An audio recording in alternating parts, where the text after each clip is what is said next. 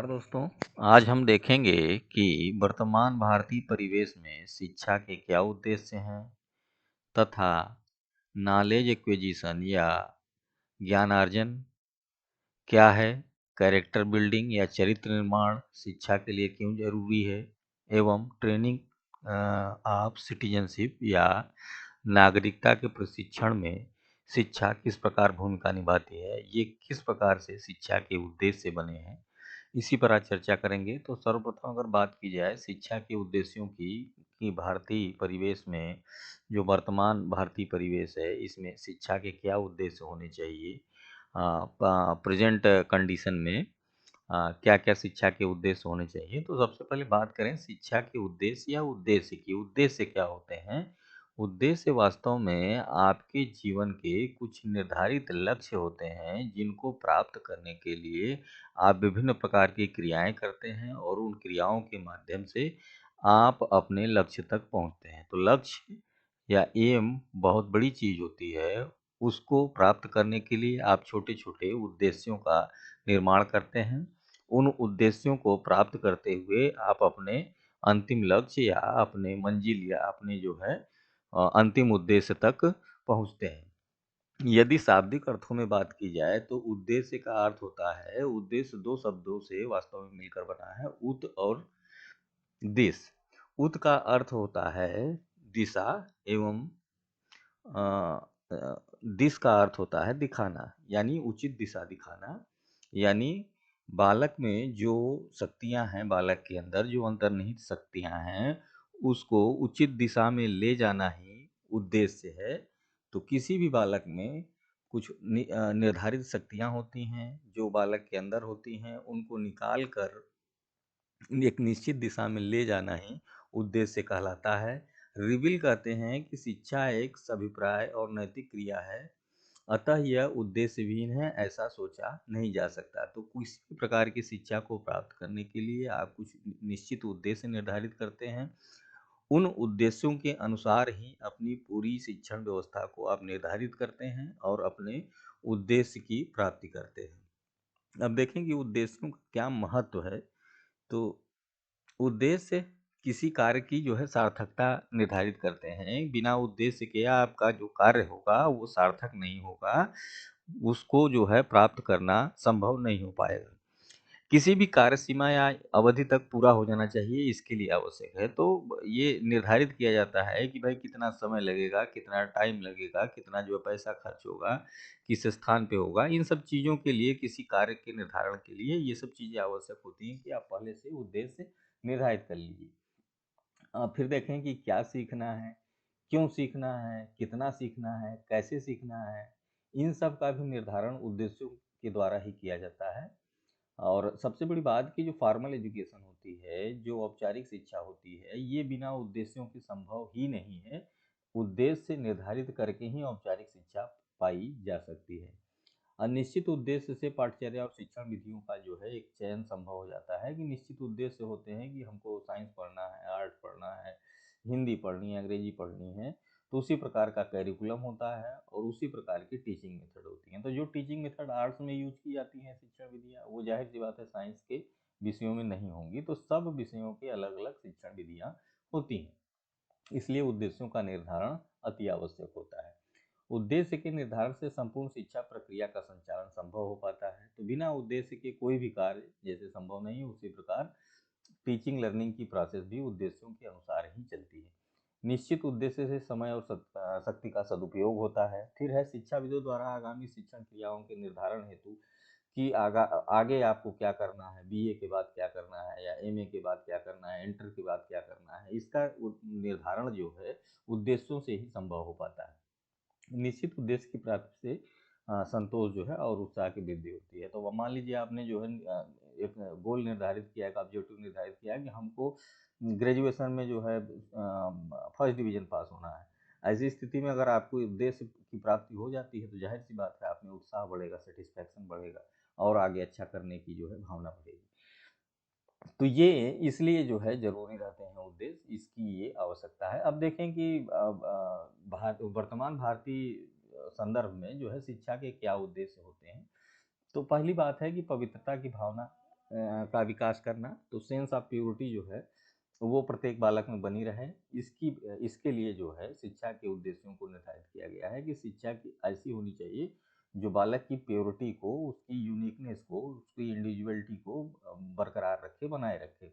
चरित्र निर्माण के लिए, कैरेक्टर बिल्डिंग के लिए, तो ये आज के समय में बहुत जरूरी है कि बालक का चरित्र निर्माण उत्तम हो। फिर है नागरिकता एवं सामाजिक भावना कि आप कैसे नागरिक बन रहे हैं, किस प्रकार से समाज में व्यवहार कर रहे हैं, इन सब के उद्देश्य निर्धारण के लिए शिक्षा अति आवश्यक है। फिर सामाजिक कुशलता में वृद्धि, तो आप कितने सामाजिक हैं, कितने लोगों से मिल रहे हैं, किस प्रकार के सामाजिक कार्य कर रहे हैं, ये सब भी जो है शिक्षा के उद्देश्यों के अंतर्गत ही आते हैं। राष्ट्रीय संस्कृति का संरक्षण, जो राष्ट्र की आपकी संस्कृति है, जो कल्चर है, जो आपकी सिविलाइजेशन है, उसको कैसे आप प्रिजर्व कर रहे हैं, कैसे जो है उसको आगे बढ़ाने में अपना योगदान दे रहे हैं, ये सब चीज़ें। चित्त वृत्तियों का विरोध, तो जो आपकी अपोजिंग एटीट्यूड है, जो नकारात्मक प्रवृत्तियां हैं, जिनसे जो है किसी भी समाज का या आपके स्वयं का, आपके घर परिवार का विघटन होता है, उसमें दिक्कतें आती हैं, तो ऐसी जो है बातों का, ऐसे विचारों का विरोध करना ही शिक्षा का मुख्य काम है कि आपको सही चीज़ें सिखाए, गलत चीज़ें न सिखाए। ईस्ट उपासना और भक्ति पर बल, तो इस पर भी जो है फोकस किया गया कि गार्डशिप और वर्शिप और डिवोशन की बात की, आप जो है कितना डिवोटेड है अपने कार्यों को लेके, इसकी भी बात जो है शिक्षा के अंतर की गई। फिर देखें कि 1986 की जो पॉलिसी आई थी उसमें शिक्षा के क्या उद्देश्य बनाए गए थे। तो पहला है ऑब्जेक्टिव ऑफ सेल्फ ग्रेटिफिकेशन, या जो है जो आत्मसंतोष आपको मिलता है कि आप किसी कार्य को करते हैं, करने के बाद जो आपको खुशी मिलती है, एक उसका उद्देश्य था कि प्रत्येक बालक को आत्मसंतोषी बनाना। फिर है राष्ट्रीय एकता का उद्देश्य कि राष्ट्र एक है, सभी लोग मिलजुल के रहें, इस प्रकार की शिक्षा हो कि सभी लोग आपस में मिलजुल के रहें। फिर निःशुल्क अनिवार्य प्राथमिक शिक्षा, तो ये 1986 में बनाया गया था, अब तो लागू हो गया है अप्रैल 2010 से, कि सभी को प्राथमिक शिक्षा निःशुल्क दी जाएगी और अनिवार्य रूप से दी जाएगी, कि कोई जो है बच्चा छूटेगा नहीं पढ़ने से। फिर है व्यक्ति की स्वतंत्रता, समानता, श्रेष्ठता का विकास। फिर है वैज्ञानिक दृष्टिकोण का विकास, तो एक साइंटिफिक एटीट्यूड बालक में डेवलप होना चाहिए, किसी भी कार्य को करने से पहले उसको देख ले, समझ ले, सोच ले, हाँ, करके सीखने की बात है, कि तभी जो है वैज्ञानिक दृष्टिकोण डेवलप होगा। फिर है शिक्षा को जीवन से जोड़ना, तो जो शिक्षा आप अभी प्राप्त कर रहे हैं उसको आपके जीवन से कैसे जोड़ा जाए, इसका उद्देश्य निर्धारित किया गया। फिर है शिक्षा में नवीन तकनीकी का, न्यू टेक्नोलॉजी का उपयोग, तो 86 में कंप्यूटर वगैरह चूंकि नहीं थे, इसलिए नई तकनीकों उसमें डाला गया कि कंप्यूटर, दूरदर्शन, इन सब का प्रयोग शिक्षा के लिए किया जाए, कैसे जो है एजुकेशन में यूज हो सकते हैं। आज की डेट में तो आप लोग देख ही रहेंगे कितना तेजी से जो है बिना कंप्यूटर के और बिना जो है टेक्नोलॉजी के हम आगे बढ़ ही नहीं पा रहे हैं एजुकेशन की फील्ड में। फिर तकनीकी शिक्षा एवं अनुसंधान पे बल, तो टेक्नोलॉजी की जो एजुकेशन है उसमें रिसर्चेस की जाएँ, नई नई चीज़ें जोड़ी जाएँ, ये उस समय उद्देश्य निर्धारित किए गए। फिर है कृषि उद्योग वाणिज्य की शिक्षा पर बल, तो ये भी जरूरी है कि जो हमारा देश है, वही हमारा देश कहा जाता है कि एग्रीकल्चर है, कृषि राष्ट्र है, कृषि कार्यों को प्रधानता दी जाती है, तो उसमें रिसर्चेज होनी चाहिए, उसकी जो है शिक्षा दी जानी चाहिए। साथ साथ जो है इंडस्ट्री की, विभिन्न प्रकार के कॉमर्स की शिक्षा दी जाए बच्चों को। अल्पसंख्यक विकलांगों की शिक्षा पर बल दिया गया कि जो उस समय आप माइनॉरिटीज थे या हैंडीकैप थे, उनको भी शिक्षित किया जाए। अब तो विकलांगों के लिए नया वर्ड दिव्यांग आ गया है, तो अब उनको दिव्यांग कहा जाता है कि जो है वो विशेष बालक है, उनके अंदर दिव्य शक्ति है, तो ऐसे बच्चों को शिक्षित करना। फिर साक्षरता अभियान से जो है प्रौढ़ों को जोड़ना, तो जो लिटरेसी रेट है उस समय 86 में बहुत कम थी, तो ऐसी स्थिति में प्रौढ़ों को भी पढ़ाने की बात की गई। फिर त्रिभाषा सूत्र के माध्यम से शिक्षा देना, कि जो हमारी त्रिभाषा सूत्र है, थ्री लैंग्वेज फार्मूला, कि आपकी मातृभाषा, हिंदी और अंग्रेजी तीनों विषय आप पढ़ेंगे। तो त्रिभाषा सूत्र में तीन जो है लैंग्वेज आती हैं, तो किसी भी व्यक्ति को कम से कम तीन लैंग्वेज आनी चाहिए जो भारतीय है। उसकी जो मातृभाषा है, मातृभाषा किसी की कुछ भी हो सकती है। अब जैसे हम लोग हिंदी भाषी में क्षेत्र में रहते हैं, तो हम लोगों की मदर टंग हिंदी ही मानी जाती है। लेकिन जो है जो बंगाली हैं, महाराष्ट्र में रहते हैं या गुजराती हैं, तो उनकी मदर टंग अलग अलग होगी। लेकिन उसके साथ आपको हिंदी भी पढ़नी है और प्लस जो है एक अंग्रेजी भी पढ़नी है, तो तीन भाषाएं आपको आनी चाहिए। तो उस 86 की पॉलिसी में ये निर्धारित किया गया कि सभी बच्चों को कम से कम तीन भाषाएं आनी चाहिए। तो ये कुछ 86 की पॉलिसी में उद्देश्य निर्धारित किए गए। अब देखें कि वर्तमान भारतीय परिवेश में जो इस समय का परिवेश है, इसमें शिक्षा के उद्देश्य क्या होने चाहिए। तो सबसे पहली बात है कि प्रजातांत्रिक भावना का विकास। तो हम क्योंकि डेमोक्रेसी में रहते हैं, हमारी कंट्री डेमोक्रेटिक है, तो हमारे अंदर ये भावना विकसित होनी चाहिए, जो कहा जाता है कि जनता की सरकार, जनता द्वारा जनता के लिए। तो इस प्रकार की भावना हमारे अंदर विकसित हो। फिर है सामाजिक विकास का उद्देश्य। तो हमको सोशल बनना पड़ेगा, लोगों को देखना पड़ेगा। जो लोग अब आजकल जो है इंडिविजुअलिटी का बहुत जो है जोर चल गया है कि अपने में ही मस्त रहते हैं, दूसरे के ऊपर ध्यान ही नहीं देते, तो ये गलत चीज़ है। सामाजिक विकास बच्चों का होना चाहिए। फिर है व्यावसायिक कुशलता का विकास। तो ऐसी शिक्षा होनी चाहिए जिसको पढ़ने के बाद बालक कुछ न कुछ व्यवसाय कर ले। फिर व्यक्तिगत विकास का उद्देश्य। तो पर्सनल डेवलपमेंट की बात की गई कि बालक के पर्सनल डेवलपमेंट हो। तो पर्सनल डेवलपमेंट में बहुत ढेर सारी चीज़ें आ सकती हैं। जैसे कि पर्सनल डेवलपमेंट की बात की जाए तो उसका बालक का शारीरिक विकास करना, उसका मानसिक विकास करना, उसका आध्यात्मिक विकास करना, उसके मूल्यों का विकास करना, उसके चरित्र का विकास करना। तो ये सभी के सभी व्यक्तिगत विकास के उद्देश्य के अंतर्गत आते हैं। तो बालक का ऑलराउंड डेवलपमेंट जो होता है, उसमें कौन कौन से जो है फैक्टर सम्मिलित हैं, उन सभी का विकास जो है शिक्षा के माध्यम से हो। फिर है देश की सांस्कृतिक विरासत का संरक्षण। तो जो हमारे देश की जो है कल्चर है, जो हेरिटेज है, जो सिविलाइजेशन है, इसको कैसे आप प्रिजर्व कर रहे हैं, कैसे इसको बचा के रख रहे हैं, और कैसे इसको जो है संवर्धित कर रहे हैं, आगे बढ़ा रहे हैं, कैसे प्रमोट कर रहे हैं, इसका भी ध्यान शिक्षा के माध्यम से दिया जाएगा। फिर विश्व बंधुत्व की भावना। तो जो एक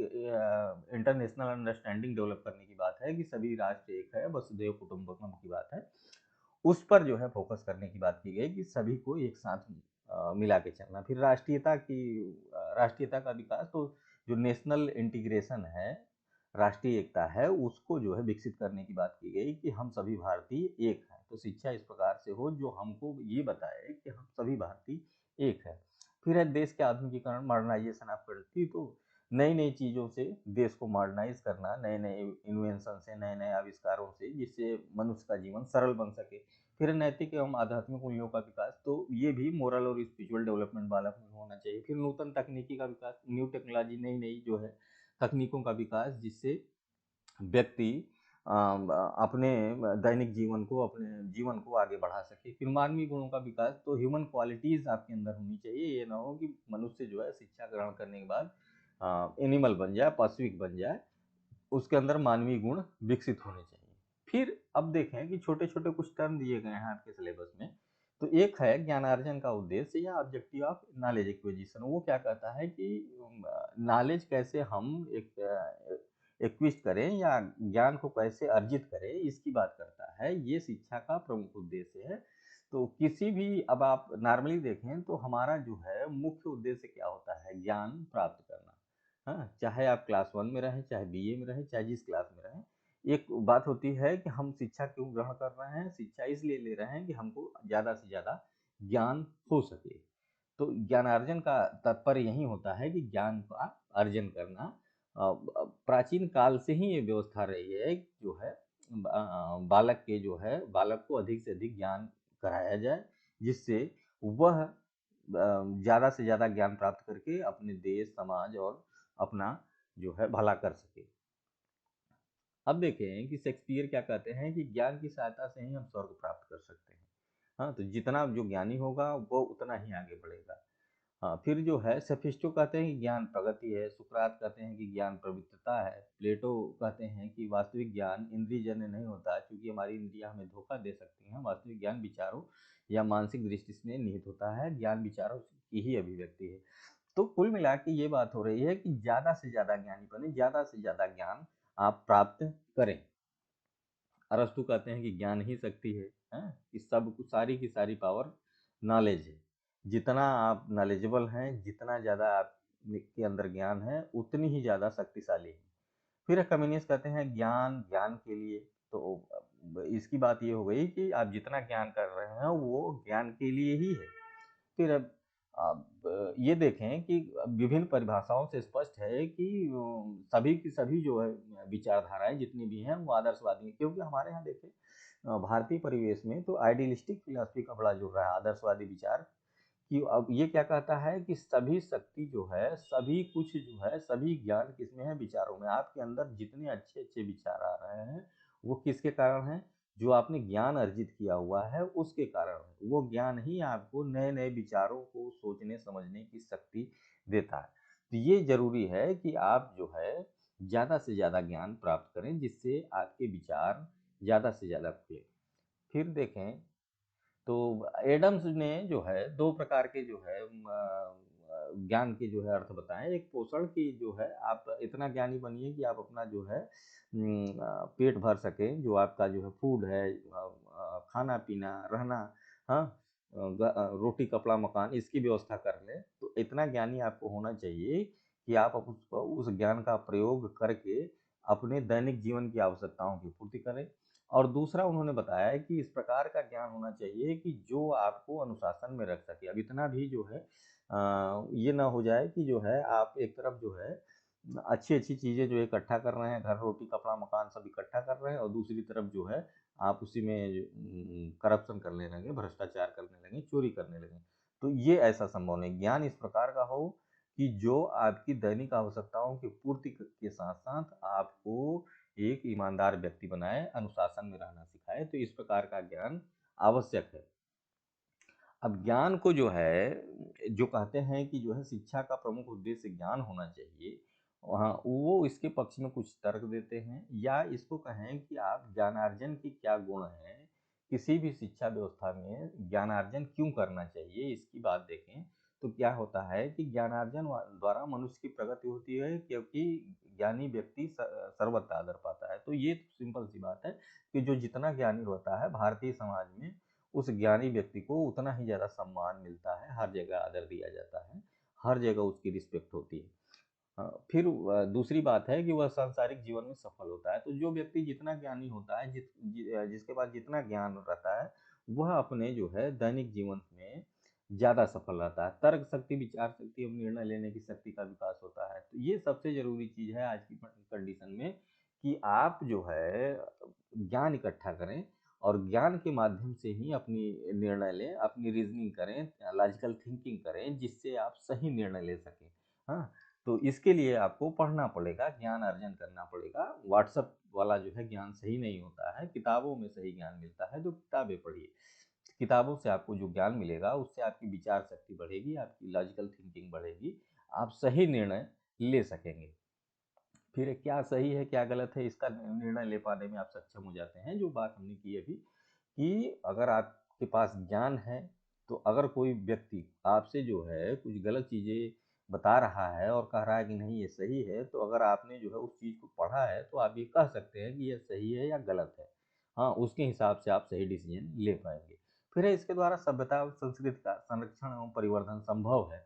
तो अगर व्यक्ति ज्ञानी है, तो अपनी जो है सिविलाइजेशन को, अपनी कल्चर को, अपनी वैल्यूज को बचा के रख सकता है। फिर जो है ज्ञानार्जन द्वारा अवकाश का सदुपयोग करना सीख जाते हैं। तो जो आपका खाली समय है, अगर आपके अंदर ज्ञान है, अगर आप जो है वास्तव में पढ़ना लिखना चाहते हैं, ज्ञान अर्जन करना चाहते हैं, तो खाली समय में आप विभिन्न प्रकार की क्रियाएं करेंगे, जिससे आपका व्यक्तिगत विकास संभव हो पाएगा। हाँ, नहीं तो खाली समय में क्या करते हैं आप लोग, कि दोस्तों के साथ घूमते हैं। ऐसी स्थिति में जो है ज्ञान अर्जन संभव नहीं हो पाता है। फिर है वैज्ञानिक खोज, नवीन उपयोगिता संबंधित वस्तुओं का आविष्कार होता है, जिससे जीवन सरल होता है। तो जो जितना ज़्यादा ज्ञान करता है, नई नई चीज़ें इन्वेंट करता है, डिस्कवर करता है, जिससे जो है व्यक्ति का जीवन सरल हो जाता है। फिर वह सामाजिक जीवन में समायोजन करना सीख जाता है। तो जाहिर सी बात है, अगर जो है ज्ञानी आदमी है, तो किसी प्रकार के समाज में वो जाके आसानी से एडजस्ट हो जाएगा। अब ज्ञान के विपक्ष में जो लोग तर्क देते हैं कि ज्ञानार्जन के क्या दोष हैं, इसकी बात करें कि हमको नहीं चाहिए ज्ञान, ये सिंपल सी बात। तो ये क्या कहते हैं, इसके पक्ष में भी लोग तर्क देते हैं, कि एडम्स कहते हैं कि ज्ञान पर बल देने से विद्यालय ज्ञान की दुकानों में शिक्षा विक्रेता बन गए हैं जो शिक्षक। हाँ, तो ये भी बात सही है कि ज्ञान के नाम पर, ज्ञान देने के नाम पर आजकल क्या हो रहा है, उल्टी सीधी फीस ली जा रही है। बड़े बड़े स्कूल खुले हुए हैं, हाँ, इतना ज़्यादा फीस ले रहे हैं। नहीं तो टीचर जो है कोचिंग पढ़ा रहे हैं, उसमें भी खूब फीस ले रहे हैं। तो ये जो है, इस प्रकार का ज्ञान अर्जन सही नहीं है। हाँ। फिर व्हाइट हैट कहते हैं कि ज्ञान केवल केवल ज्ञानी व्यक्ति परमात्मा की पृथ्वी पर सबसे व्यर्थ अभद्र मनुष्य होता है। हाँ, फिर है ज्ञानार्जन के उद्देश्य में रटंत या जो है जो रोट मेमोरी होती है कि आप लोग जो है ज्ञान प्राप्त करने के लिए रटने लगते हैं। हाँ, या मेमोरी पर जो है ज़्यादा फोकस करते हैं, ये भी गलत होता है कि रटने पर बहुत ज़्यादा बल दे दिया जाता है। हाँ, फिर है ज्ञानार्जन द्वारा शिक्षा का महत्व जो है बहुत ज़्यादा बढ़ जाता है कि टीचर ही सब कुछ जानता है। ऐसी स्थिति में जो स्टूडेंट होते हैं वो बेचारे जो है थोड़ा सा सेकेंडरी हो जाते हैं, गौड़ हो जाते हैं। ऐसी स्थिति में जो है फिर ज्ञान का जो सही अर्थ नहीं निकल पाता, तो ये भी एक पक्ष देखा जा सकता है। फिर देखें चरित्र निर्माण का उद्देश्य। दूसरा जो है टॉपिक आपके सिलेबस में दिया हुआ है कि चरित्र निर्माण का शिक्षा के लिए, शिक्षा में जो है चरित्र निर्माण का क्या उद्देश्य है या objective of development of character building. शिक्षा द्वारा कैसे कैरेक्टर की बिल्डिंग की जा सकती है, कैसे चरित्र निर्माण किया जा सकता है। तो चरित्र वास्तव में जो है एक गुण नहीं, उसमें कई गुण सम्मिलित हैं आपकी, जैसे उसमें प्रेम है, सहानुभूति है, कोऑपरेशन है, ट्रूथ है, आपका जो है त्याग है, सद्भावना है, क्षमा है, सहनशीलता है, न्यायप्रियता है। ये सभी गुण मिल के आपके चरित्र का निर्माण करते हैं कि अगर ये सब आपके अंदर प्रेम है, सहानुभूति है, आप सत्य बोलते हैं, आपके अंदर दया की भावना है, हाँ, आप दूसरों को माफ कर देते हैं, सहनशीलता आपके अंदर है, तब जो है ये सभी कुछ मिला के आपका चरित्र बनता है। और ये सब सारे गुण कैसे आते हैं? शिक्षा के माध्यम से आते हैं। अब जैसे एक सिंपल सी कोटेशन है कि कहते हैं कि धन चला गया तो कुछ चला गया, यदि स्वास्थ्य चला गया तो बहुत कुछ चला गया, परंतु यदि चरित्र चला गया तो सब कुछ चला गया। तो ये बहुत सही आज की डेट में जो है ये कोटेशन है कि धन जाए तो छोड़ दीजिए, स्वास्थ्य भी जो है कुछ समय तक बर्दाश्त किया जा सकता है, लेकिन अगर चरित्र चला गया तो उसी दिन आप मनुष्य का जीवन अगर सामाजिक है तो उसका आधा जीवन जो है समाप्त हो जाता है। अब देखें चरित्र निर्माण के जो क्या गुण हैं या चरित्र निर्माण के पक्ष में कौन कौन से तर्क दिए जाते हैं कि चरित्र निर्माण यह विचार एवं उद्देश्य भी आदर्शवाद से प्रभावित है क्योंकि शिक्षा द्वारा चरित्र निर्माण आवश्यक है। तो शिक्षा के माध्यम से ही चरित्र निर्माण आवश्यक जो है किया जा सकता है किसी भी व्यक्ति का, जो जिसमें सत्यम शिवम सुंदरम की बात होती है कि हमेशा सत्य बोलिए, सही काम करिए, सुंदर देखिए। तो इस प्रकार की चीजें अगर जो है आपके अंदर आती हैं तो आपके अंदर चरित्र निर्माण हो रहा है। फिर है चरित्र निर्माण द्वारा मानव में उच्च नैतिक गुणों का विकास किया जा सकता है। तो जो मोरल क्वालिटीज हैं आपकी, वो चरित्र निर्माण के दौरान ही जो है विकसित होती हैं। तो अगर आपकी अच्छी कैरेक्टर बिल्डिंग हो रही है तो जाहिर सी बात है आपके अंदर मोरल क्वालिटीज भी बहुत ज़्यादा बढ़ेंगी। फिर है अच्छे बुरे का ज्ञान करा के आचरण की श्रेष्ठता पर बल देता है, बल दिया जाता है। तो कैरेक्टर बिल्डिंग द्वारा अच्छे बुरे का ज्ञान आप आसानी से कर लेते हैं और सही जो निर्णय होता है उसको लेते हैं। हाँ, फिर जैसे हर्बर्ट कहते हैं कि शिक्षा का उद्देश्य बच्चों के को अच्छे आचरण की शिक्षा देना है। तो शिक्षा का वास्तव में मुख्य उद्देश्य यही है कि आप जो है एक अच्छा नागरिक, सही नागरिक हाँ, बना सकें जो समाज में अपना योगदान दे। फिर है स्पेंसर कहते हैं कि मनुष्य की सबसे बड़ी आवश्यक और सबसे बड़ी रक्षक चरित्र है, शिक्षा नहीं। तो वास्तव में जो आपका चरित्र होता है वही व्यक्ति को व्यक्ति बनाता है। तो अगर आपने अपने चरित्र की रक्षा कर ली तो आपने सब कुछ रक्षा कर लिया। तो वास्तव में शिक्षा को यहाँ पर सेकेंडरी मान लिया है स्पेंसर साहब ने, लेकिन है वास्तव में कि शिक्षा के माध्यम से ही आपका चरित्र डेवलप होता है। जॉन डेवी कहते हैं कि चरित्र की स्थापना करना विद्यालय शिक्षा एवं अनुशासन का मुख्य उद्देश्य है। तो विद्यालय में ये आवश्यक है कि जो है बच्चों का चरित्र निर्माण किया जाए जो अनुशासन के माध्यम से ही आ सकता है। तो कई लोगों ने कई विचार व्यक्त किए हैं। महात्मा गांधी के विचार देखें तो ये कहते हैं कि मैं अनुभव करता हूँ कि संसार के सभी देशों को केवल नैतिक चरित्र की आवश्यकता है और चरित्र से कम किसी वस्तु की आवश्यकता नहीं है। तो वास्तव में अगर आपका चरित्र सही है तो आप जो है दयावान बन सकते हैं, सत्य बोलने वाले बन सकते हैं। तो आधे से ज़्यादा समस्याएं वर्तमान भारतीय परिवेश की तो इसी से समाप्त की जा सकती है अगर अच्छा कैरेक्टर बिल्डिंग छात्रों में हो जाए। तो ये कुछ उद्देश्य हैं जो वास्तव में जो है चरित्र निर्माण को निर्धारित करते हैं। अब देखें कि निर्माण के विपक्ष में कौन-कौन से तर्क देते हैं कि ये कहते हैं कि वास्तव में चरित्रवान व्यक्ति अपने स्वभाव के कारण उचित कार्य को करता है, परंतु चरित्र क्या है इस विषय में अभी मतभेद है। कौन-सा आचरण उचित है, कौन-सा आचरण उचित नहीं है, इसका निर्धारण कठिन हो जाता है। ये भी एक बात है कि अब हम जिन समाजों में रहते हैं, वहाँ पर कुछ चीज़ों को सही माना जाता है, लेकिन दूसरे समाज में जाएँगे तो वहाँ पर उसको गलत माना जाता है। ऐसी स्थिति में कौन-सा जो है कैरेक्टर सही है, कौन-सा गलत है, इसकी जो है कल्पना करना थोड़ा-सा कठिन हो जाता है। हाँ, अ, तो ये इसलिए जो है ये कहा जा सकता है कि कम से कम जो है अगर यूनिफ़ॉर्म सोसाइटी रहे, तब जो है ये संभव है कि एक ही प्रकार के चरित्र का निर्माण सभी व्यक्तियों में किया जाए। तो ये कुछ जो है बातें हैं। फिर आए देखें नागरिकता के प्रशिक्षण का उद्देश्य जो नागरिकता है वास्तव में भारत में वो किस प्रकार से डेवलप हो जो सिटीजनशिप है तो उसके लिए क्यों शिक्षा किस प्रकार आवश्यक है कैसे जो है बालकों में नागरिकता को प्रशिक्षित किया जा सकता है जिससे वे जो है भारत के एक अच्छे नागरिक, ज़िम्मेदार नागरिक बन सके। तो ज़ाहिर-सी बात है हम लोग कहते हैं कि हमारा जो है देश India is a democratic nation. हाँ, भारत जो है प्रजातांत्रिक देश है। ऐसी स्थिति में एक वो जो डेमोक्रेसी की डेफिनेशन होती है कि जनता की सरकार, जनता द्वारा, जनता के लिए। तो जनता की सरकार है, इसमें देखिए जनता ही महत्वपूर्ण है। तो जनता को कैसा होना चाहिए? अच्छा नागरिक होना चाहिए, ईमानदार नागरिक होना चाहिए, सही गलत का निर्णय ले सकने वाला नागरिक होना चाहिए। तो इस प्रकार का नागरिक बनाने के लिए ये ज़रूरी है कि उसके अंदर नागरिकता का विकास हो। नागरिकता के विकास से तात्पर्य ये है कि वह जो है प्रशिक्षित होकर, शिक्षित होकर सही और गलत का निर्णय ले सके। ऐसी स्थिति में अगर वो कोई व्यक्ति पहुँचता है तो उसके अंदर जो है भारतीय परिवेश में उसके अंदर नागरिकता विकसित हो गई है। हाँ, तो शिक्षा का मुख्य उद्देश्य नागरिकता का प्रशिक्षण ये है और यह जो है कहता है कि हमको अपने अधिकारों एवं कर्तव्यों का सही ज्ञान होना चाहिए। वास्तव में आज की सोसाइटी में अगर आप देखें तो एक कहा जाता है कि हमको अपने अधिकारों का तो ज्ञान है लेकिन कर्तव्यों का नहीं। तो हाँ, तो अब ये सिंपल सी बात होती है हम कहते हैं हमारे राइट्स हैं 12 से 35 तक लेके संविधान में जो अनुच्छेद 12 से लेके 35 तक हैं वो हमारे राइट है। अब उनसे पूछिए कि आपके कर्तव्य संविधान में कौन-कौन से हैं, किस आर्टिकल के अंतर्गत हैं, तो किसी को नहीं पता होगा। ऐसी स्थिति में ये ज़रूरी है कि हमको पता हो कि हमारे अधिकारों के साथ-साथ हमको क्या कर्तव्य करें हैं, उसकी जानकारी हो। ठीक है? तो नागरिकता के लिए ये आवश्यक है कि हम जो है कानून का निर्माण उसके पालन में सहयोग करें, देश प्रेम एवं देश की रक्षा से भावना से प्रेरित हों।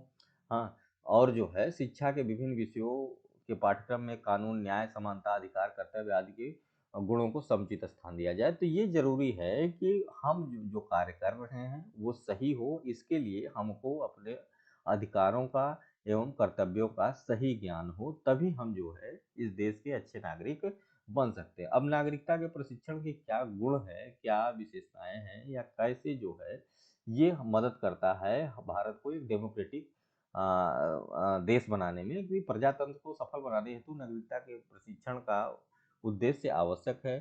इस उद्देश्य से छात्रों में राष्ट्र एवं कल्याण की भावना जागृत होती है। फिर है प्रजातांत्रिक मूल्यों गुणों का विकास जिससे छात्र प्रजातंत्र को नई दिशा दे सकते हैं। इस उद्देश्य के द्वारा राजनीतिक सामाजिक आर्थिक आधारों की जानकारी हो जाती है। तो नागरिकता का प्रशिक्षण हमको जो है देश प्रेम सिखाता है, लोगों का कल्याण करना सिखाता है। हाँ, फिर जो है विभिन्न प्रकार के प्रजातांत्रिक गुण हैं, उनका विकास कराना सिखाता है। हम हमारे देश की राजनीतिक, आर्थिक या सामाजिक प्रगति कैसे होगी, इसकी बात ये सिखाता है। फिर देखें कि नागरिकता के जो है विपक्ष में कौन-कौन से तर्क दिए जाते हैं कि जो है नागरिकता का प्रशिक्षण आवश्यक नहीं, वो क्या कहते हैं कि वह शिक्षा किस काम की जो भविष्य के लिए वर्तमान का बलिदान कराती है। तो ये कहते हैं कि हम जो आज में जी रहे हैं तो आज के हिसाब से जिए, कल के लिए जो है जीने की हमको सोचने की आवश्यकता नहीं है। तो ये जो है इसको डिनाई करते हैं कि जो है नागरिकता के प्रशिक्षण की आवश्यकता नहीं है। वह शिक्षा जो जीवन को खुशियों एवं आशाओं से न मानकर अन्य क्षेत्रों की तैयारी से आपत्ति है, व्यर्थ है। तो ये भी गलत चीज़ है। लेकिन विपक्ष में तर्क दिए जाते हैं। फिर है नागरिकता का प्रशिक्षण उद्देश्य मात्र प्रजातांत्रिक व्यवस्था के लिए ही उपयुक्त है। तो डेमोक्रेटिक कंट्री में अगर नागरिकता का प्रशिक्षण हो रहा है तो फिर वो बहुत अच्छा माना जाता है। लेकिन जहाँ कैपिटलिस्ट या ऑटोक्रेटिक व्यवस्थाएं हैं, जहाँ पर प्रजातंत्र नहीं है, ऐसी स्थिति में वहाँ पर नागरिकता का प्रशिक्षण देना सही नहीं होता है। फिर है उद्देश्य बालक की मूल प्रवृत्तियों को नजरअंदाज करता है। तो ये जो नागरिकता का प्रशिक्षण है, ये वास्तव में राष्ट्र की बात करता है। इसलिए बालक का जो बेसिक इंस्टिंक्ट है, जो एक उसका जो है पर्सनल डेवलपमेंट है, वो छूट जाता है। फिर है यह व्यक्ति के व्यक्तिगत भिन्नताओं को नहीं मानता, तो ये इंडिविजुअलिटी को नहीं मानता, क्योंकि ये कहता है कि सभी नागरिक एक हैं। तो जब सभी नागरिक एक हैं तो सभी व्यक्ति या सभी बालक भी एक ही होंगे। उनके अंदर जो है उनकी जो रुचि है, आवश्यकताएं हैं, उसके उनके आय क्यों हैं, उनकी अभी क्षमताएं हैं, वो अलग अलग नहीं होती। ये भी गलत है। तो ऐसी स्थिति में नागरिकता का प्रशिक्षण आवश्यक नहीं मानते ये सब। हाँ, नागरिकता के प्रशिक्षण का उद्देश्य प्रजातंत्र के लिए उपयोगी है, परंतु इसका विकास स्वस्थ वातावरण में उचित स्थान और दृष्टिकोण के साथ किया जाना चाहिए। ठीक है, तो ये कुछ बातें हैं जो नागरिकता के प्रशिक्षण के लिए आवश्यक है। तो इस प्रकार आज हमने देखा कि भारतीय परिवेश में शिक्षा के क्या उद्देश्य होते हैं, नागरिकता का प्रशिक्षण क्या है, ज्ञानार्जन का उद्देश्य क्या है। हाँ, और इसके बाद जो है हम लोग बात करेंगे अब आगे शिक्षा के अभिकरण क्या क्या है। Thank you.